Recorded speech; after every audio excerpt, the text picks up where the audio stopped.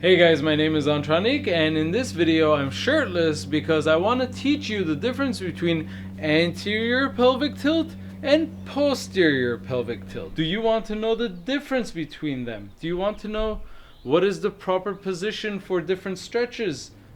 Well, just keep watching and I'll let you know. It's not easy to remember the two, so I'm going to explain that. Imagine your hips are a bowl full of water. If I tilt it anteriorly to the front, water will spill out the front. If I tilt it posteriorly, water will spill out the back. So let's demonstrate. Anterior pelvic tilt, posterior pelvic tilt. Okay? Anterior, posterior. Okay? So I hope that makes it clear.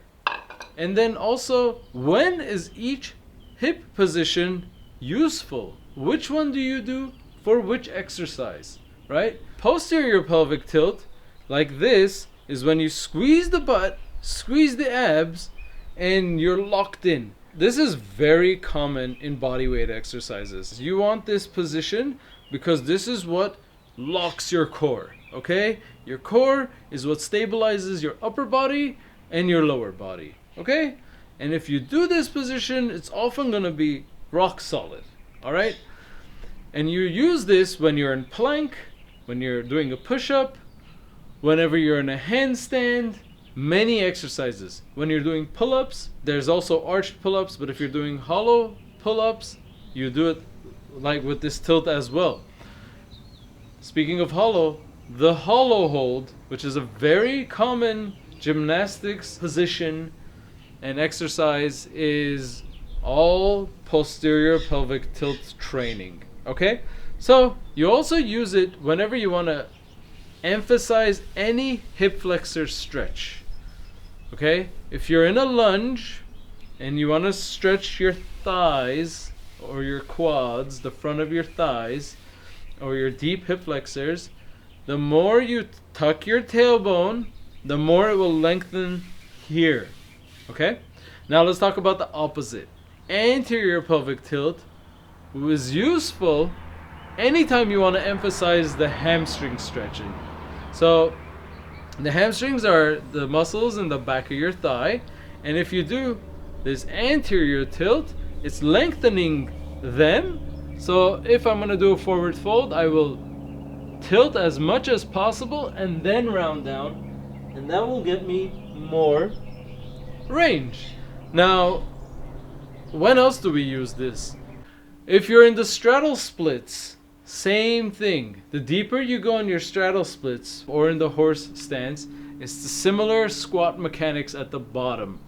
If you tilt your hips anteriorly, it doesn't have to be too excessive, but if you do that, you might find more range with your femurs getting out of the way of the hip bones. Okay? So I'm also going to share with you a little bit about what is excessive anterior pelvic tilt, because almost everyone thinks that they have anterior pelvic tilt. So do you have excessive anterior pelvic tilt? Look at me. This is normal, okay? If I squeeze my butt and flatten my lower back, that's not normal. If I stick my butt out, that's not normal. If I relax, this is normal. Notice, even when I'm relaxed, my lower back has a curve. That is normal, okay? It's normal for the lower back to have a curvature. Your spine has curves, okay? It's dysfunctional if it's excessive, okay? It could be excessive if you have tight hip flexors and or you have a big belly and the weight of your gut pulls your hips forward. That, in combination with tight hip flexors, will give you excessive anterior pelvic tilt, okay? So the only way to really know is to take photos of yourself from the side, you know. Also, you can go to a physiotherapist if it's causing you problems or you think it's causing you problems, okay? And yeah, in general, stretching the hip flexors is the number one thing to do to alleviate that, which I do practically daily because we use these muscles all the time and I don't have anterior pelvic tilt, and I stretch them because it provides lower back relief. Because if they are tight, it puts strain here. Okay, so I hope that helps.